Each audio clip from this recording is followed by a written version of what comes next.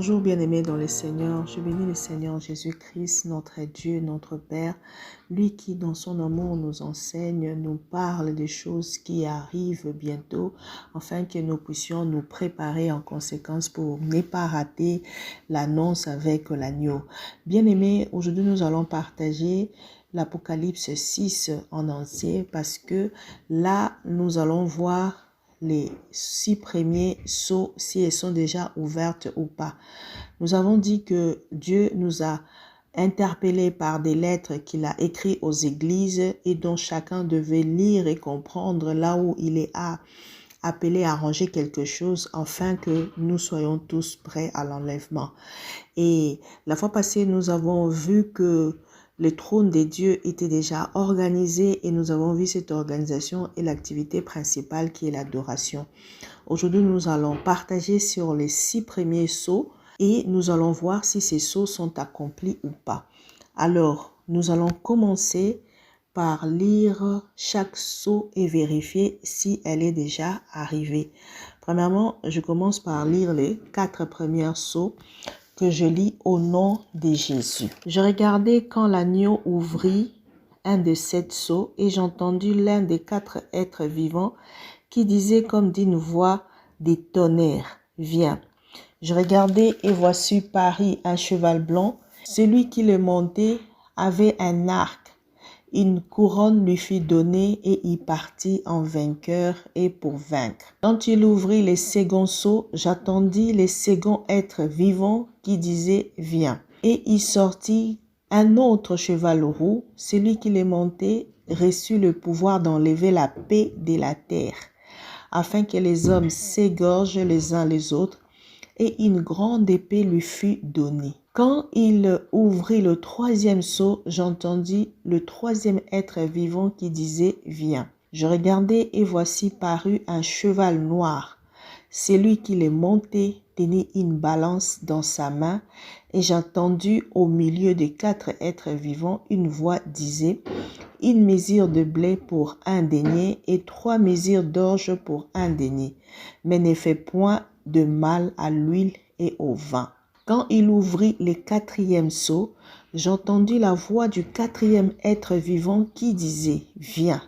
Je regardai et voici parut un cheval d'une couleur verdâtre. Celui qui le montait s'est nommé la mort.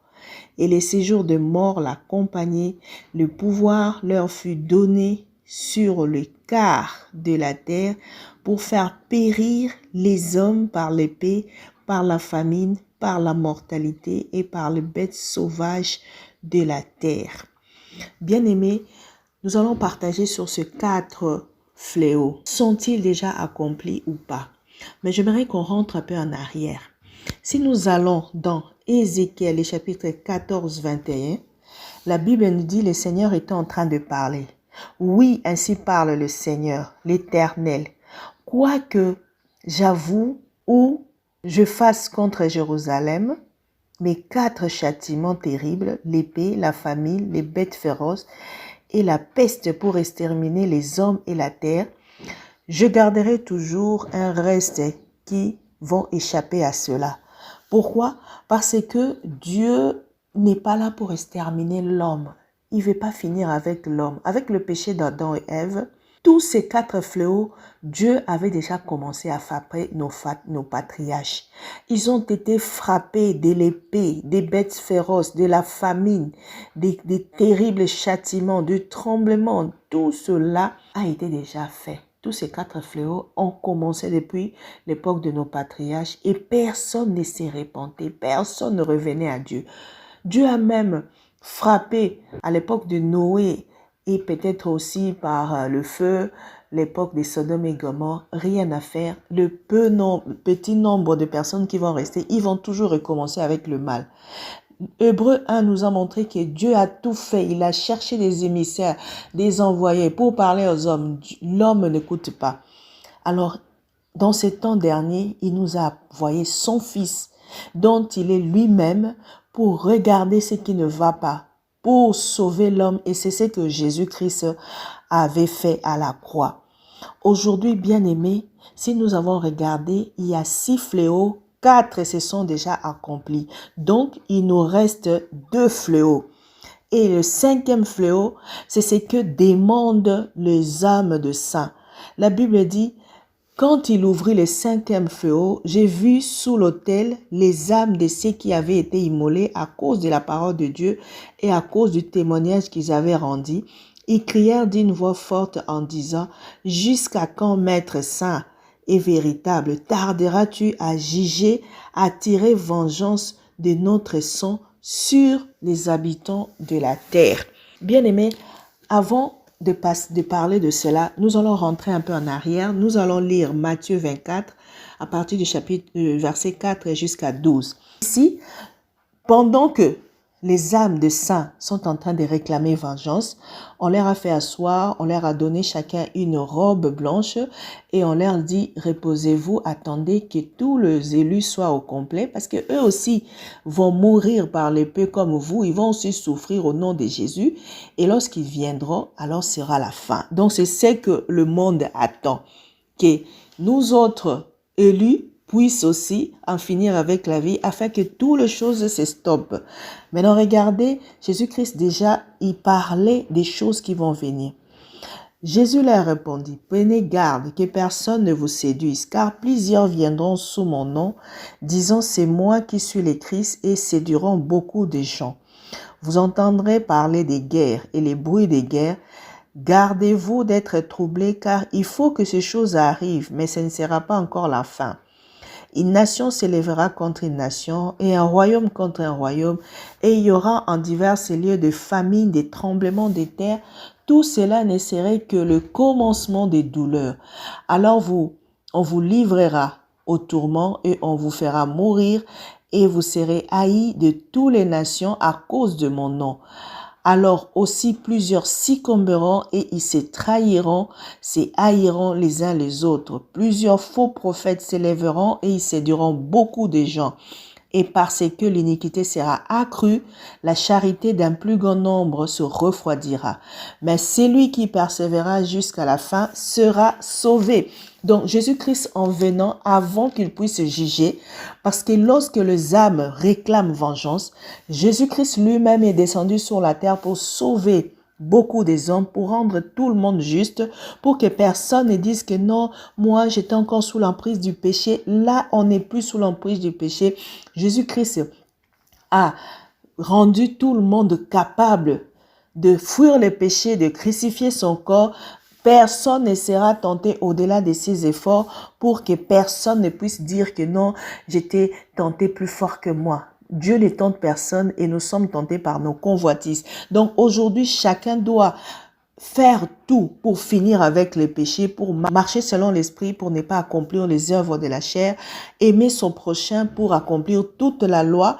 Bien aimé, Jésus-Christ commençait à parler des choses lorsqu'il a parlé dans le livre de Luc 18. Nous allons lire à partir du verset 6 jusqu'à 8.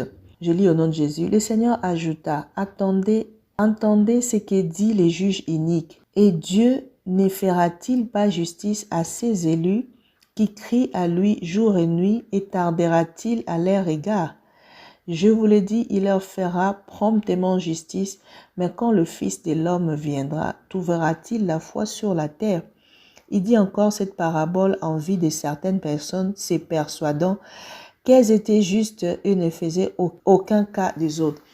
Au fond, lorsque Jésus-Christ donnait ces paraboles, de ce qu'il était venu voir avant de juger le monde, regarder la situation dans le monde, comment le monde s'est comporté. Au fait, là, lorsque Dieu était descendu pour voir la condition de Sodome et Gomorrhe, il avait trouvé exactement tous ceux qui criaient à lui, tous ces plaintes, et il a péri Sodome et Gomorrhe.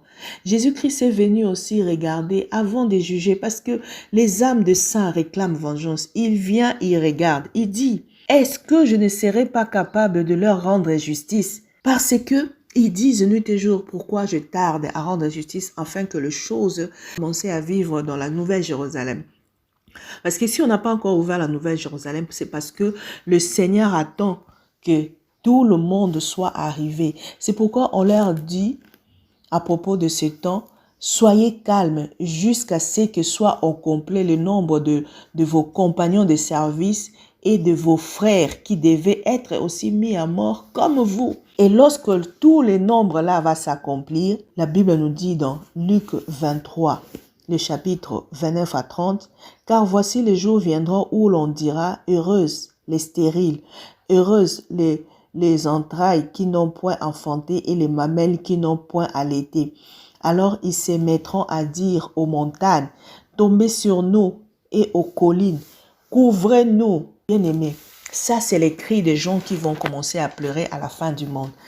Parce que le nombre de ces personnes-là, personne ne connaît. Je rappelle ici que nous sommes déjà arrivés au 5e sceau, où les justes sont en train de crier vengeance. Et Jésus-Christ est le dernier envoyé, c'est-à-dire Dieu lui-même est descendu comme au temps de Sodome et Gomorrhe pour vérifier si tout ce qu'on lui disait était vrai ou tout ce qu'il entendait était vrai.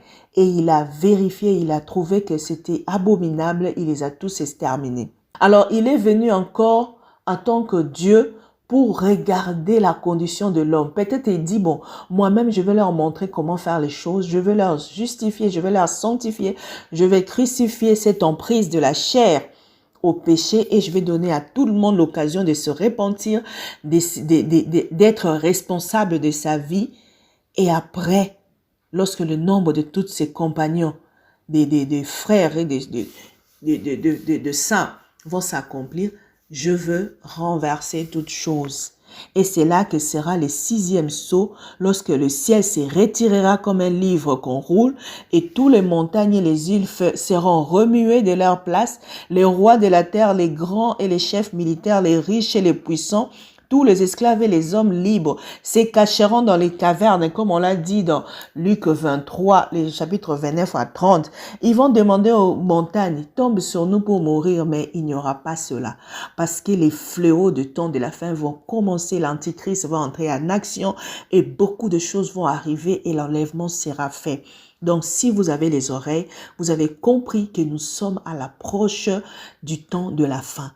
Alors, seras-tu trouvé digne, comme la Bible nous le dit? Est-ce que lorsque le Fils de l'homme va revenir, il trouvera-t-il la foi? Il te trouveras-tu en train de continuer à craindre son nom ou seras-tu fatigué? Parce qu'il y a des gens qui disent que bon, regardez ces fléaux, ils ont commencé les tremblements de la terre. C'est pas maintenant qu'on a commencé les guerres. Regarde, la 2e guerre mondiale est terminée, la 1re est terminée. Ou quoi qu'il arrive, la terre restera toujours bien-aimée. Je rappelle ici que la fin de ton monde peut être aussi le jour de ta mort. Est-ce que Jésus-Christ te trouvera digne et on te donnera une robe blanche pour te reposer, pour attendre les autres à arriver? Est-ce que connais-tu le nombre de toutes ces personnes-là qui sont restées encore sur la terre? Bien-aimés, ne connaissant pas tout cela, armons-nous de la pensée positive, de la souffrance, car nous allons tous souffrir pour être mis à mort comme nos frères et nos compagnons de lutte, afin que les choses finissent.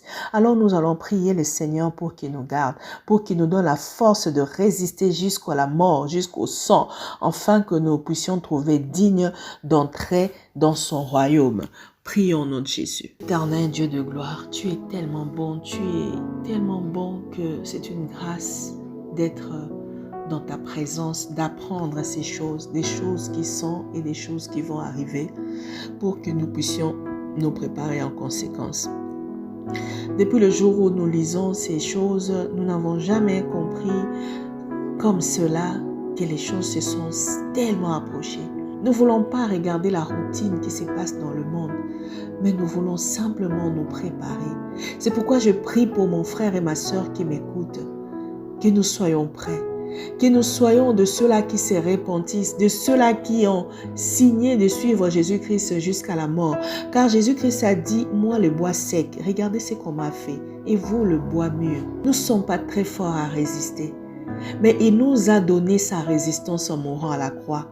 Aujourd'hui, personne ne sera tenté au-delà de ses efforts. Chacun est responsable de ce qu'il fait. On ne demandera pas des comptes à un parent pour son enfant ou un enfant pour ses parents, car le salut est devenu individuel. La Bible nous dit après Jean, seuls le violent qui vont s'accaparer du royaume. Parce que la route du royaume est tellement serrée que seuls le violent qui vont entrer. Ceux-là qui crucifient la chair pour finir avec le péché, ceux-là qui ont de l'amour pour le prochain pour pratiquer toute la loi. N'est-ce pas des choses simples? Mais nous voulons la complication. Nous voulons toujours regarder dans les choses compliquées. Nous voulons toujours compliquer nos vies et la vie nous complique davantage.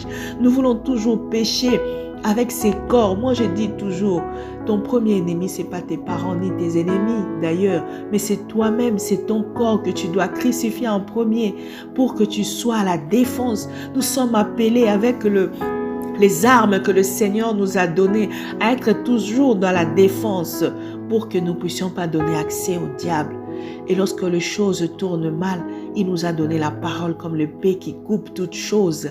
Exerçons-nous tout le jour à ces combats pour que le jour où le Seigneur vient, il nous trouve lavés, mûrs, à la stature parfaite de Jésus-Christ, car c'est lui-même qui nous a fermés. C'est pourquoi il a laissé son esprit. Quand il est parti, il a vu ce que le monde pouvait avoir. Il a vu les souffrances d'être dans ce corps, parce qu'il s'était fait corps, il s'était fait homme, il s'est humilié, il a regardé la souffrance, il nous a laissé son esprit. Il a dit, je m'en vais, mais je reviendrai. Et le Saint-Esprit en nous, c'est la présence de Dieu en nous. Continuerons-nous à pécher avec Jésus-Christ à côté? Continuerons-nous à être faibles avec Jésus-Christ à côté? Au moment où il a fait de nous de forts, il a fait de nous des hommes et des femmes forts pour que nous puissions vivre dans sa gloire, pour que nous puissions être comme lui, pour que nous puissions affronter l'avenir, car les jours sont mauvais. Il n'y aura pas d'excuse pour quiconque, car Jésus-Christ a tout fait. C'est pourquoi il avait dit, tout est accompli. Mon frère et ma sœur, nous prions que le Seigneur nous donne la résistance. Nous prions que le Seigneur nous donne des yeux ouverts pour que nous puissions regarder que les temps sont mauvais, que nous puissions nous préparer et préparer les membres de nos familles, préparer nos nations, préparer nos frères et sœurs qui continuent à penser que bon, ce sont des choses qui ont toujours été comme ça et ça restera comme ça.